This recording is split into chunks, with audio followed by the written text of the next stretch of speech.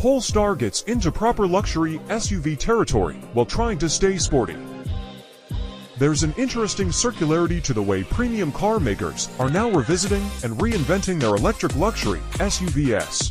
It's 6 or 7 years, or about a full model cycle, since the Jaguar I-Pace, Audi e-tron, and Mercedes EQC first gave buyers premium branded electric options for their next family-sized SUV. The fresh meat those same buyers are being offered today: the Porsche Macan Electric, the Audi Q6 E-tron, the refreshed BMW X, and the subject of this test, represent the way e-technology has matured over that period, as much by their variety as by their generational leaps on performance, efficiency, range, and charging speed. The all-new Polestar 3 illustrates how very adeptly. Based on a model platform shared with the much larger and taller Volvo EX90, it shows that common underpinnings can spawn very different products. This 5-seater luxury SUV also occupies a notional Rubicon for Polestar because it's the largest passenger car its maker will offer for the foreseeable future. If the firm can successfully demonstrate the sort of progressive driver appeal here that it claims as a defining characteristic of its brand, then we can probably believe it when it says its cars will never be dull to drive. Design and styling. The body profile of the Polestar 3 is unusual among luxury SUVs.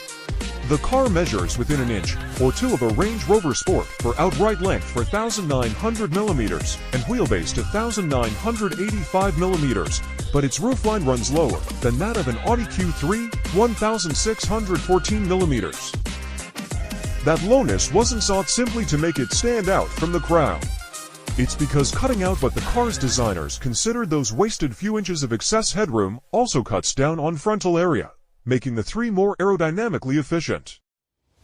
Adopting the brand new, EVE-only SPA2 model platform, this car has a steel monocoque chassis attached to which are aluminium-rich axles of double wishbones at the front and multiple links at the rear. It's suspended by dual-chamber active air springs and adaptive dampers. Volvo's platform technology doesn't give it 4-wheel steering or active anti-roll bars, as some rivals have, and it certainly makes for a heavy car. But it's not without interesting, dynamics reinforcing technology.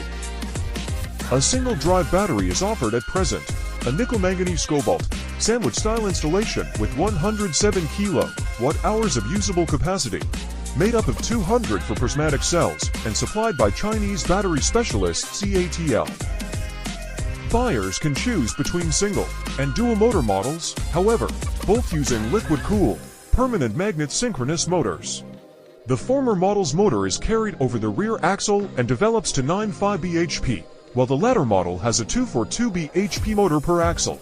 The rearmost motor is fitted with a clutch-based, mechanical torque vectoring active E-differential from BorgWarner, which serves two purposes. When the car is tuned for efficient running, the E-diff can disconnect the rear motor entirely, minimizing friction and maximizing range. When the car is configured for handling dynamism instead, it can vector up to 100% of rear axle torque to either rear wheel. Our long-range dual motor's total output of 483 bhp and 620 pounds-feet can be boosted with Polestar's Performance Pack to 510 bhp and 671 pounds-feet, which also bundles 22 inches forged alloy wheels and dedicated performance tuning for the suspension. Our car had an alternative design of 22 inches forged alloys in place of its standard 20s, but did without the performance pack. Interior. Expansively spacious, expensively hewn and characteristically minimalist in its layout and themes, the swish cabin of the Polestar 3 has an understated, but undeniably pervasive appeal. This is a determinedly 21st century car that embraces digital tech as fulsomely as any other. It comes not with a key but, like a Tesla, a credit card-style access card without any buttons for unlocking or opening the boot remotely, which can be annoying when passengers reach the vehicle first. To unlock it, hold that key card against the door handle, or just leave it in your pocket and press the handle's keyless dimple, which then motors outwards towards your fingers. Getting in is easy and will require no step up for most occupants. And, just as the designers intended, the sense of space inside isn't diminished by any meaningful lack of headroom. Sparsely featured consoles extend before you and to either side, but high material quality makes those fairly bare expanses appealing to the senses all the same. Usefully sized glove box and armrest storage areas make up for door bins that are slimmer and less accessible than some, with more space for bags and wallets available underneath the floating center console. The car's primary and secondary controls are well located.